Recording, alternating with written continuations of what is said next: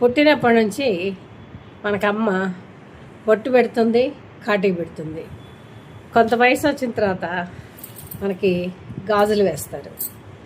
జల్లేసుకోవడం మొదలేసిన తర్వాత పూలు పెడతారు. కొంచెం పెద్దోళ్ళు అయిన తర్వాత కుంకుమ బొట్టు పెడతారు. చిన్నప్పటి నుంచి ఇవన్నీ మనకు ప్రసాదించిన వరాలు. బొట్టు పెట్టుకుంటాం, గాజులు వేసుకుంటాం, పూలు పెట్టుకుంటాం, శవలకి ఉంటాయి, అన్నీ ఉంటాయి. పెళ్ళయిన తర్వాత వచ్చేది ఏంటంటే ఒక నల్లబొసులు, తాళిబొట్టు, మెట్టెలు. ఈ 3 మాత్రమే పెళ్ళయిన తర్వాత కొత్తగా మనం ధరించేవి. ఒకవేళ ఎంత వయసు పిల్లలైనా కానీ భర్త చనిపోతే ఇవన్నిటిని తీసేయమంటారు, విధవ అంటారు. అదే భార్య చనిపోతే భర్తను ఏమీ అనరు. ఇద్దరికీ సమానమే కదండి. ఒకళ్ళు చనిపోతే ఇంకొకళ్ళు ఉంటే వాళ్ళే ఒక్కన్నిటికి పనికిరారు అని ఉద్దేశం.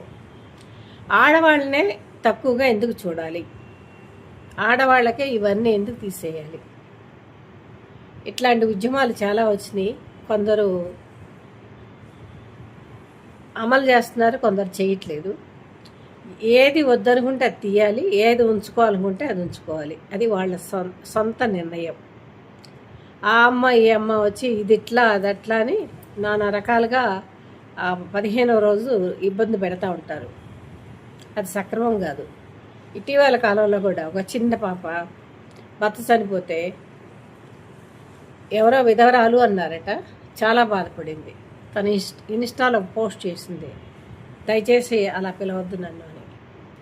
మగవాళ్ళకి లేని ఈ నియమాలన్నీ ఆడవాళ్ళకే ఎందుకు అంటే, పూర్వకాలంలో అమ్మాయికి చాలా పెద్దవాళ్ళని ఇచ్చి పెళ్లి చేసేవాళ్ళు. అమ్మాయికి 15 ఏళ్ళు ఉంటే అబ్బాయికి 40 ఏళ్ళు ఉండేవి.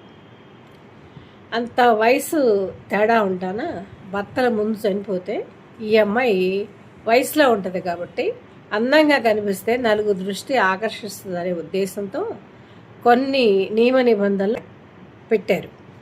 వాటిని పాటించడం ఆనవాయితీగా వచ్చింది. అది ఆ రోజుల్లో సంగతి.